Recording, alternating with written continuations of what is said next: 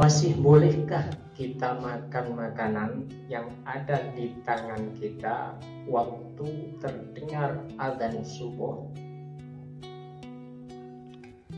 Dalam hal ini ada pendapat membolehkan makan makanan yang sudah dipegang di tangan, dan ada pula pendapat yang tidak memperbolehkannya. Para ulama yang membolehkannya dan menjadikannya sebagai bentuk pengecualian dari ketentuan umum yang ditunjukkan dalam Al-Quran, bahwa batas akhir boleh makan dan minum bagi mereka yang akan berpuasa pada hari itu adalah ketika fajar telah terbit. Wa kulu washrabu hatta yatabayyana lakumul khaytul abyadu minal khaytil aswadi minal fajr. Makan minumlah hingga terang bagimu benang putih dari benang hitam, yaitu fajar. Mereka yang membolehkannya juga menyandarkan sabda Rasulullah, "Idza sami'a ahadukum nidaa wal ina'u ala yadihi fala yadh'hu hatta yaqdi hajatahu."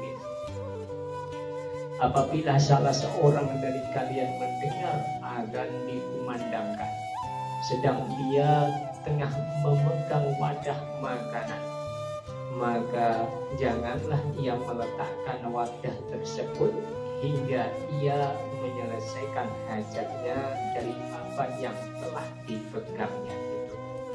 Hadis riwayat Ahmad, hadis hasan.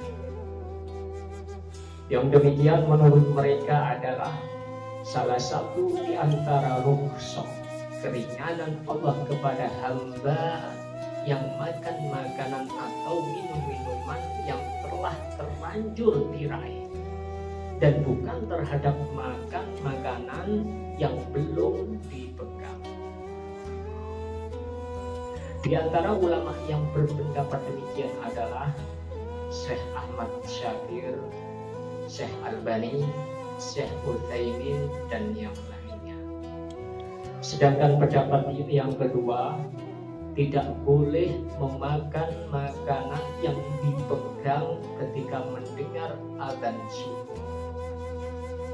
Mereka beralasan pendapat yang membolehkannya bertentangan dengan ayat Al-Quran, yakni makan minumlah hingga terang bagimu benang putih dari benang hitam, yakni fajar.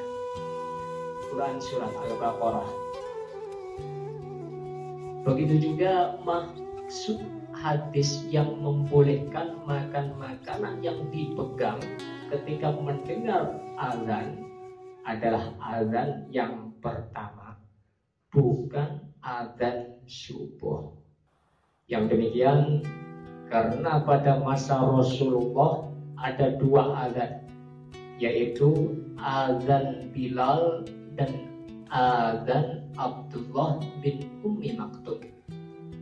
Dalam riwayat disebutkan Bilal mengumandangkan azan pada suatu malam, maka Rasulullah Shallallahu Alaihi Wasallam bersabda, "Makan minumlah kalian sampai Ibnu Ummi Maktum azan, karena dia tidak akan azan kecuali setelah terbitnya fajar shadiq."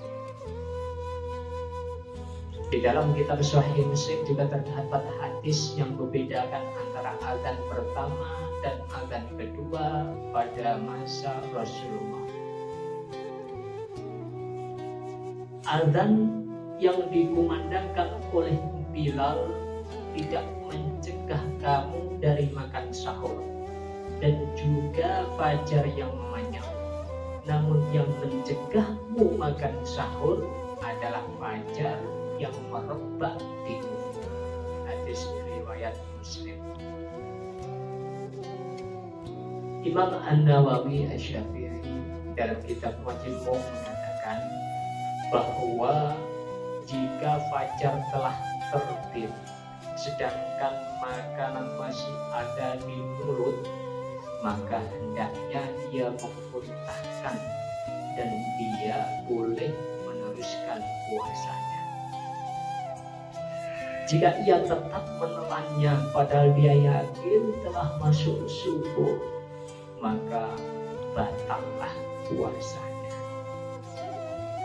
Dari penjelasan di atas, sebaiknya kita berhati-hati dalam masalah hukum ini, yakni ketika mendengar azan kita meletakkan makanan yang kita makan dan memuntahkan makanan yang ada di dalam mulut kita, lalu kita meneruskan puasa. Ini dalam rangka keberhati-hatian puasa kita, agar puasa kita